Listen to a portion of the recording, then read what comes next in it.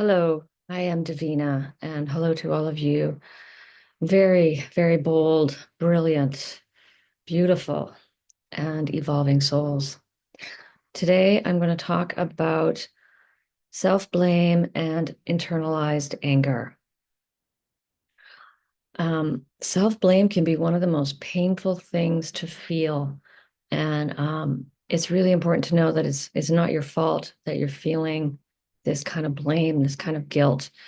And if you're the scapegoat, then you got the most blame in your family. Sorry, as soon as I look at the screen. Um, it is, and they often, the shame and the self-blame often go together, and it can be a very, very painful place to be because they feel so believable. It feels like I am shameful. I am guilty. It's all my fault. I deserved this. And it can really feel this way. Um, so it's important to just be super gentle with this process. As I'm really realizing this is a very, delicate thing to like come out of this kind of extreme brainwashing and abuse from narcissists. So, um, I'm going to list about seven. I think I have seven reasons why we end up in self-blame and this kind of internalized anger. And I'm sure you're familiar with some of them. Number one is obviously the abuser brainwashed you to blame yourself, right? Through their gaslighting. Every time they gaslight you, they're saying, "No, it's not me, it's you. No, I didn't do anything. You're being too sensitive. No, I didn't do anything. You're being a suck or whatever, right? You're being unreasonable or you're just imagining it, that didn't happen or whatever they're gaslighting you with. They're making you believe that it was you. Um, and so through the gaslighting, the blame shifting, the guilt tripping, they make it, you know, you are forced to believe that you were to blame for this abuse. And you're defenseless as a child. You are actually innocent and defenseless, and they are the guilty ones. So, you know, it's like the perfect crime. You get away with your abuse.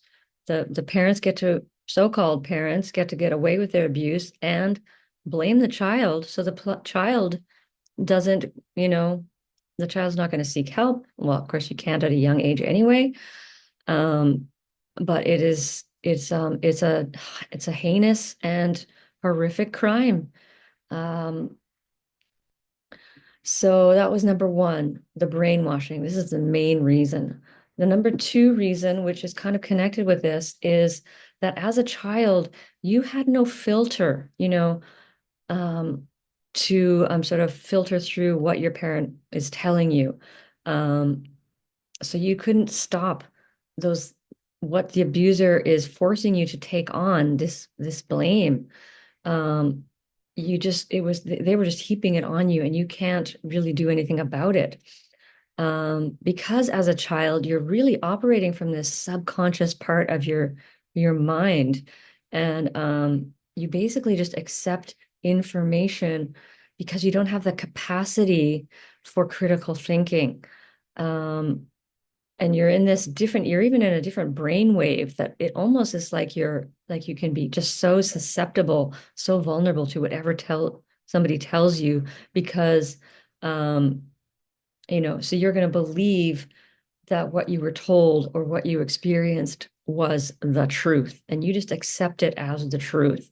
You don't have the capacity to question things or to think critically or to um even understand. And that's the next one, is that obviously as a child, you're going to lack the awareness and the knowledge and like, if you're like a baby at a 1-year-old, you don't have this sense of like, oh, my parent is a narcissist, or oh, my parent is an abuser, or they're really mentally ill. Um, so you just don't have obviously that kind of knowledge or power, really. The next one is the abuser didn't let you express anger. So this is why we end up internalizing this anger as self-blame. Because if we tried to speak up for ourselves, if we tried to protest, um, then the abuser just punishes you more. You end up just more, more gaslighting, more shaming, more scolding, more yelling, whatever it is, to get you to shut up because they will not accept any accountability for their hurtful actions. And yeah, they're just incapable of doing that. The next one is that the abuse was all that you knew.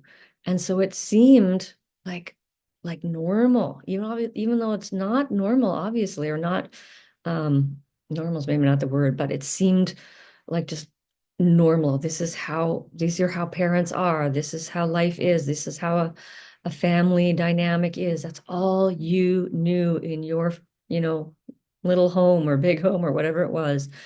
But you didn't, maybe when you went to a friend's house and you saw how a parent was treating them and was maybe like, wow, that parent's really loving. Maybe then you might have clicked into like something's not right here. Maybe when you got a little bit older, but as a young child, that's all you know is your world is very small and your parents are everything.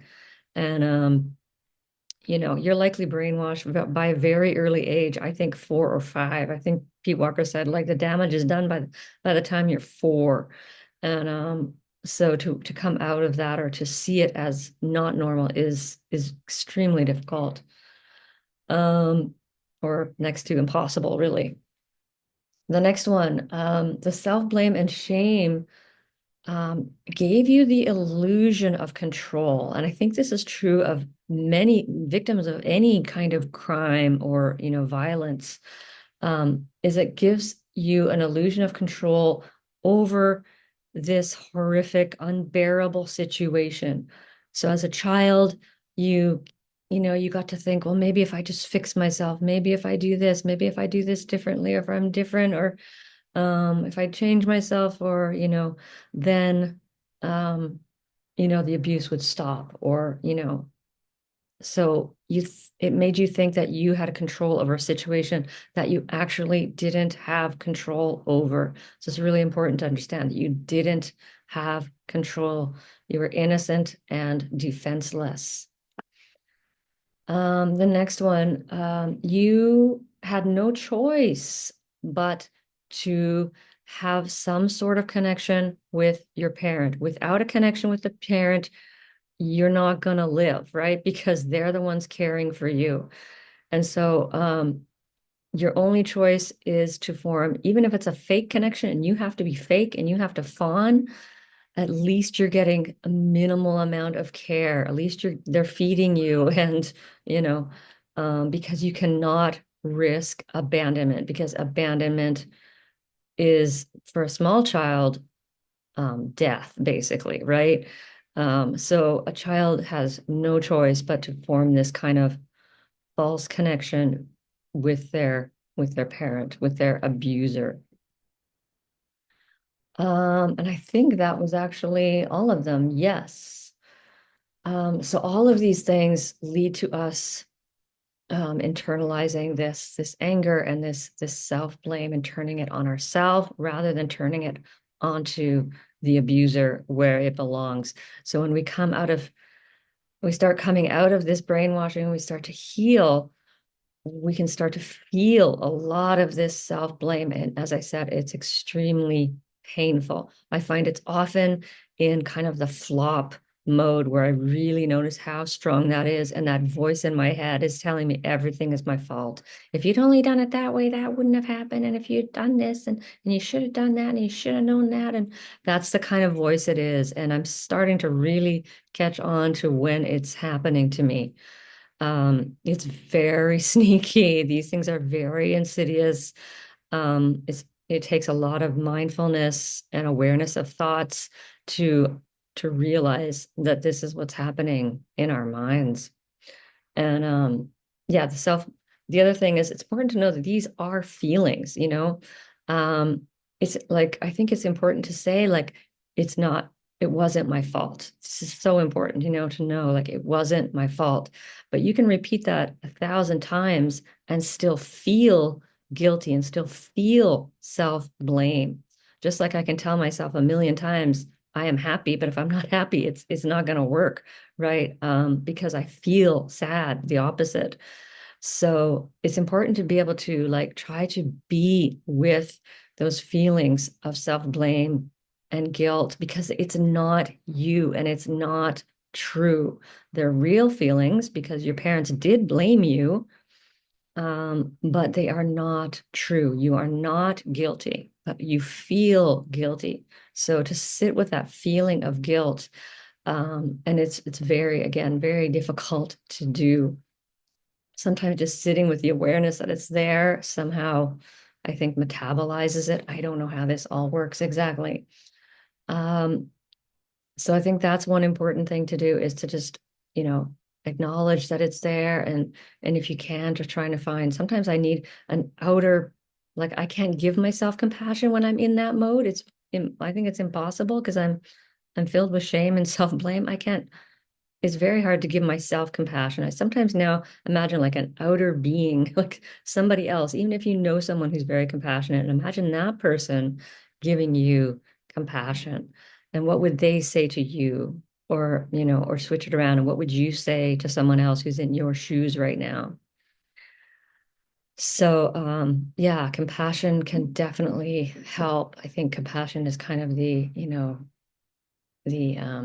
it's like the remedy for shame and self-blame.